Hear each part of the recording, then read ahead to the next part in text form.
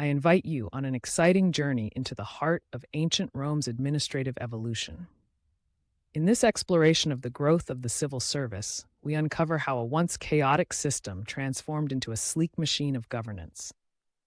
Under the rule of the princeps, or emperor, Rome revolutionized its management of public affairs through innovation and bold reforms. Beginning with Augustus, administrative duties shifted from a fragmented Senate to a centralized, professional system of dedicated officials. These early pioneers, ranging from trusted freedmen to valiant veterans, paved new paths in statecraft that resonate even today. By merging relentless discipline with creative ingenuity, Rome built an empire where every appointment carried purpose and every reform told a compelling story of adaptation. Through clear explanations and vivid examples, we will trace the journey from simple beginnings to a sophisticated civil service. Our narrative highlights influential emperors and the dynamic evolution of roles that shaped a legacy of structure and efficiency. This captivating exploration offers insights into how ancient innovations continue to inspire modern governance and administrative excellence. Our journey will reveal surprising details, engaging stories, and practical lessons drawn from one of history's greatest achievements in statecraft. That is our promise. Building on the foundation forged by Augustus, the seeds of imperial bureaucracy were planted in a fertile environment of necessity and opportunity. Augustus was innovative in his administrative approach, introducing new positions and opening the doors to a civil career that had been unimaginable under the old republican system. Through the creation of equestrian procuratorships and prefectures, he not only streamlined administrative tasks, but also built an empire-wide network of dedicated officials. This early civil service centered around trusted appointees, individuals selected personally by the princeps to oversee the complexities of the burgeoning empire.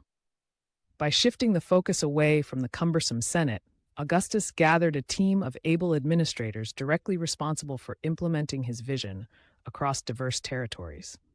In these formative years, loyalty and consistency were paramount. Appointments were made on the basis of trust, with officials serving at the pleasure of the emperor. Furthermore, in designing this new bureaucratic system, Augustus did not rely solely on local traditions. He looked to other models of governance to guide his reforms. The administrative finesse evident in the Kingdom of Egypt, with its long-standing, well-organized bureaucracy, served as a powerful example. Augustus adopted and adapted these methods, transforming them into a system that was both flexible and robust enough to manage Rome's vast acquisitions. His forward-thinking approach laid the groundwork for successive emperors who would continue to refine and expand this civil service structure to unprecedented heights. As the Roman Empire expanded, so did the demands on its administrative apparatus. The princeps increasingly found that managing vast territories and diverse populations required more than traditional governance models. This shift marked the gradual retreat of the Senate's power as administrative responsibilities migrated to a specialized, centralized civil service. The executive power generated by centralized administration ushered in an era where decisions and reforms were implemented swiftly and uniformly across the empire. The growing scale and complexity of imperial governance necessitated that essential fiscal, military, and judicial functions be managed by dedicated officials. The old republican habit of delegating simple clerical tasks evolved into a large, organized system of salaried offices. By assuming direct control over key administrative functions, the emperor ensured that policies were not diluted by the often cumbersome procedures of a Senate-controlled system. The concentration of power in the hands of the princeps, facilitated by the expansion of the civil service, provided a clear and decisive method for governing a complex empire. This transformation not only signified a change in administrative technique, but also reflected a broader shift in Roman political culture. With the ascent of Claudius, the Roman administrative system underwent an inspiring reorganization that focused on refining the emperor's own household. Influential freedmen, previously associated with managing personal estates, began to play pivotal roles in structuring governance through the creation of distinct secretaryships. Claudius introduced key offices such as a rationibus, ab epistulis, a libellus, a cognitionibus, and a studius. Each position was defined by its specific duty, ranging from managing state finances to handling correspondence and petitions sent from every corner of the empire. The rationibus served as the trusted steward of the treasury, overseeing meticulous financial affairs essential for the smooth operation of government. Meanwhile, the epistulis was responsible for drafting the emperor's orders, ensuring that communication throughout the empire was both clear and authoritative. The libellus acted as the gatekeeper for petitions, collecting requests and filtering them before they reached the princeps, and the cognitionibus gathered detailed information critical for judicial investigations. The studius maintained records of precedents and legislative history, providing valuable guidance for the emperor's decision-making. Through these reforms, Claudius not only centralized administrative control, but also imbued the system with greater regularity and clarity. By elevating these secretaries to roles of state rather than maintaining them as personal assistants, he underscored that every element of the imperial system carried a public duty. This step represented a fundamental evolution in Roman administration, bridging the gap between personal service and formal governance.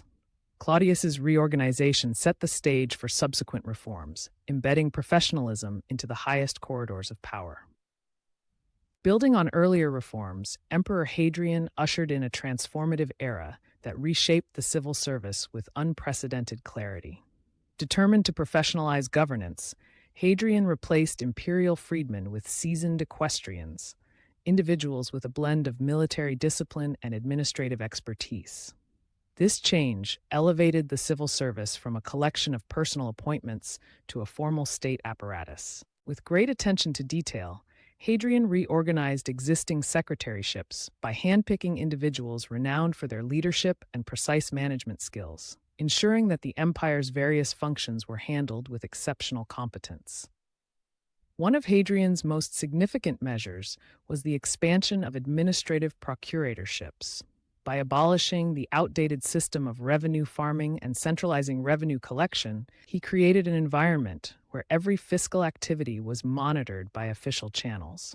This reform improved fiscal accountability and laid the groundwork for a unified strategy across diverse provinces. Hadrian also established the public post, a network that connected remote regions to Rome, thereby improving communication and coordination between provincial and central administrations. Furthermore, Hadrian recognized that military experience was not the sole path to a successful career in imperial service. To broaden opportunities, he created the office of the Advocate of the Fiscus, allowing talented individuals to pursue a distinguished civil career without following the traditional military track. Through these innovative measures, Hadrian reinforced the civil service's role as a dynamic blend of military discipline and administrative acumen, a combination that would significantly influence Roman governance for centuries. Septimius Severus advanced the evolution of the civil service by forging an essential connection between military experience and administrative expertise. Recognizing that the discipline and reliability of veteran officers were invaluable in administration, Severus devised pathways that allowed seasoned soldiers to transition into key civil roles. This integration sought to take full advantage of the leadership qualities honed on the battlefield, making them equally effective in governing complex state affairs. A cornerstone of Severus's reform was the elevated role of the praetorian prefect.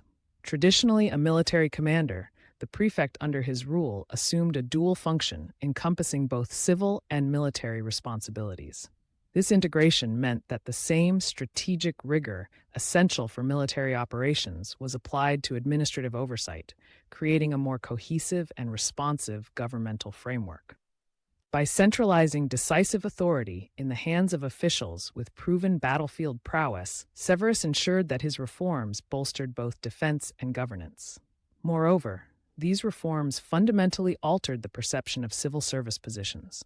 No longer seen as mere technical or subordinate roles, these offices became highly coveted as critical pillars in the structure of the empire.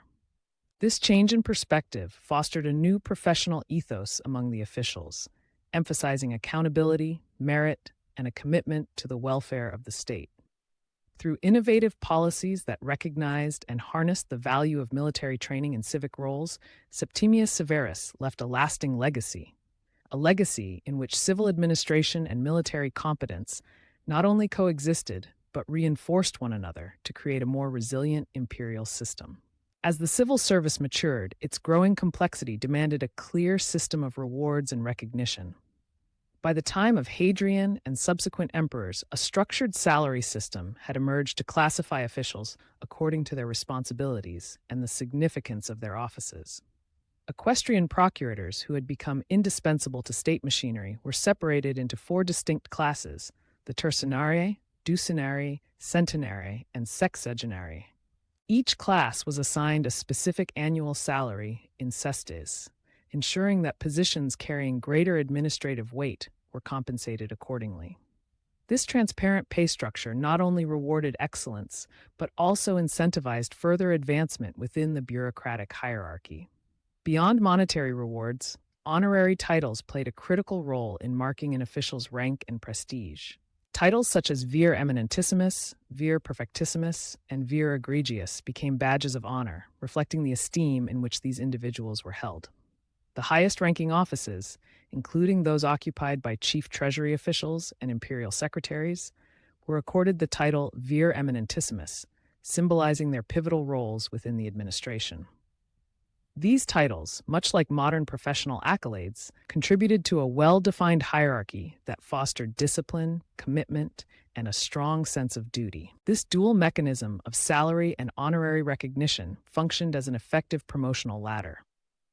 As officials advanced, their titles and remuneration mirrored their increasing responsibilities, reinforcing the value of loyalty and competence.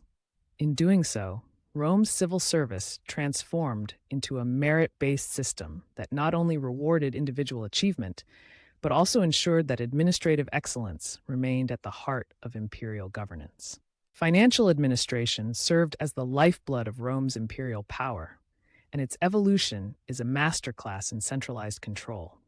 In the early days of Augustus, provincial revenues were managed locally through separate treasuries or fee. However, as the empire expanded, the need for a unified and disciplined system became evident.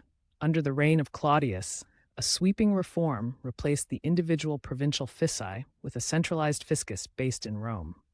This centralized fiscus was managed by the rationibus, an official tasked with maintaining strict oversight over state finances. By bringing together revenues from taxes, tributes, and conquests into a common treasury, Rome was able to enforce fiscal discipline and enhance accountability. The reform marked a departure from earlier practices where the princeps personally oversaw expenditures, a role now delegated to a carefully structured administrative machine. The centralized fiscus enabled seamless allocation of resources for military endeavors, public works, and everyday administrative tasks, reinforcing the strength and reach of the imperial system. In effect, the creation of the fiscus represented both a practical and symbolic consolidation of state power. It allowed the emperor to manage the economic engine of the empire with precision and foresight, while also insulating financial matters from the unpredictable influences of traditional senatorial oversight. In contrast to the fiscus, the patrimonium represented the private wealth owned by the emperor, a colossal asset that grew through inheritances and confiscations. With the accession of Vespasian, the patrimony of the Caesars was transformed into a state asset of enormous proportions. Organized as an independent branch of imperial finances, the patrimonium was managed separately from public revenues, allowing the emperor a degree of financial autonomy. Over time, this private estate evolved further, especially following the reforms of Septimius Severus. His extensive confiscations expanded the patrimonium, which was then integrated into an administrative department called the ratio or res privati. Under specialized management, the patrimonium not only underscored the personal power of the emperor, but also served as a crucial pillar of state strength. This dual role, balancing private interest with public necessity, exemplified the evolving nature of Roman governance, where statecraft and personal wealth became increasingly intertwined. In conclusion, the evolution of the Roman imperial civil service is a remarkable tale of innovation, creativity, and transformation. From Augustus's pioneering steps to the sweeping reforms of Claudius, Hadrian, and Septimius Severus, Rome developed an administrative system that blended military precision with civil professionalism. This legacy of structured efficiency and meritocratic advancement laid the groundwork for modern governance. Offering timeless lessons in leadership and organizational reform, the creative adaptability of Rome's bureaucratic framework remains an enduring inspiration, inviting us to explore the dynamic interplay between tradition and innovation.